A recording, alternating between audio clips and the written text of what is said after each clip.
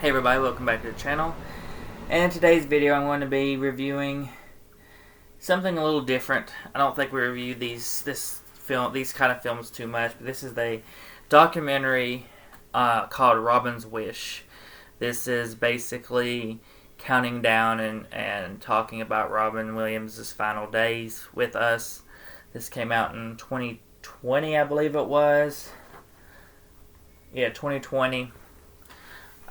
Just watched it, saw it, and just kind of got in the mood for it. The wife watched it with me, and Robin's Wish. Oh my god! The heartstrings! This is not a film to watch if you don't like crying. This film does not give you time. It got not even 2 minutes in, and you were already in tears. This film doesn't give you time to breathe from the tears and the tears rolling down your eyes. I mean, it's so sad. It gives you some of his lighter moments in his life, talking about his early days, but a lot of struggles. But it also goes through a lot of his struggles. It goes through where his mind was, what he was like on set in his final years. Through his final movie. I know they talked about on Night at the Museum 3, the director came out and said, that they hadn't really talked about it. They kept it between the cast and how bad Robin Williams was. But they said, now that it's come out that he died with that Lewy something dementia. What was it?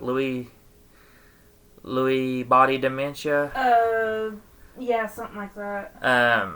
They need to bring awareness to it, and they talked about how he just. Because he wasn't just flat out depressed. It was no. They said he couldn't remember lines. They had to really help him. He said that he had to pull scenes and piece them together just to get a performance worthy scene from Robin Williams. He said it was a lot of work, but he said he was going to do it because that's how he treats his actors. He treats them with respect. He does whatever he has to for them. And I mean, it just got to the point where him and his wife wasn't even able to sleep in the same room because he was having issues after falling asleep. So they had to sleep apart. And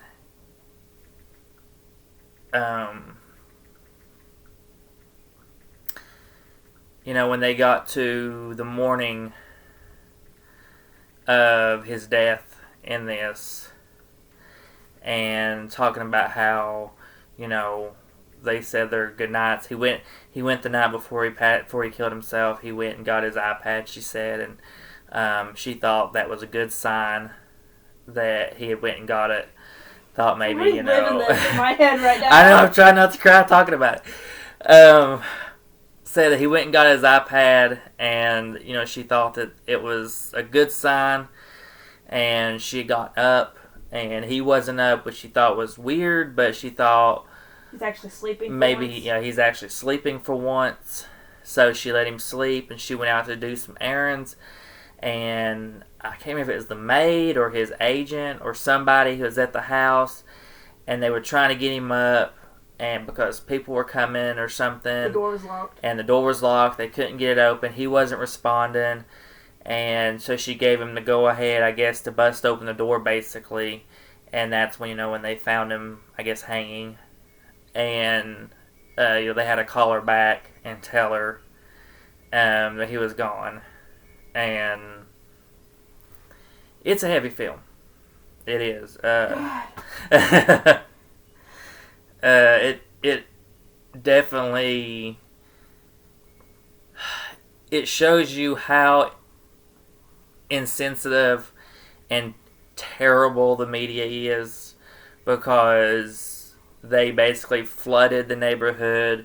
They flooded the neighbors' houses, calling friends that were in the middle of just starting or in the middle of grieving, trying to get interviews and asking them what their thoughts was on their friend, on Robin committing suicide.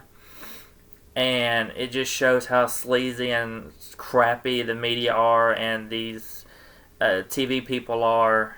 That's why I hate the media, because they're just very insensitive. And I know they're just trying to do their job, but you've got to give people time to grieve. You can't just jump at people, especially people that's close to him, and expect them to be ready to talk about it. There was one guy in the documentary that said when they called, I think he just found out, and he was, I think, still crying, and they called and trying to get an interview, and he just chucked his phone across his car,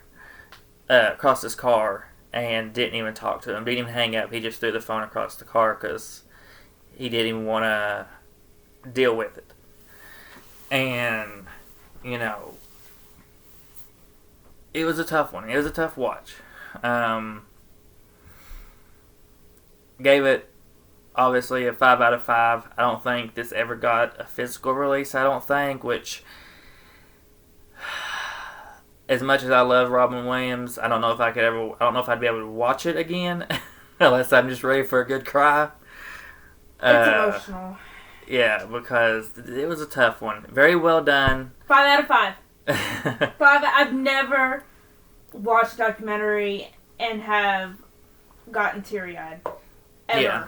I don't usually Of course, do usually that. watch serial killer ones, but I'm just saying.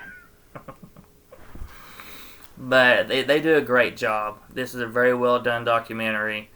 Highly recommend it if you've not seen it by now. If you're a huge fan of Robin Williams, just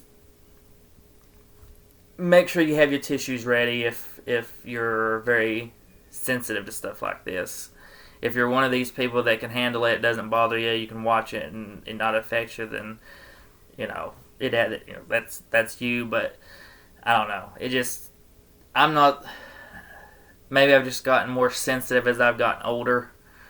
But before, I don't know. Being younger, I don't know if I would have cried during this. But well, I think it also is different now compared to if we would have been back then, like as kids or teenagers, because we had him all growing up for different things.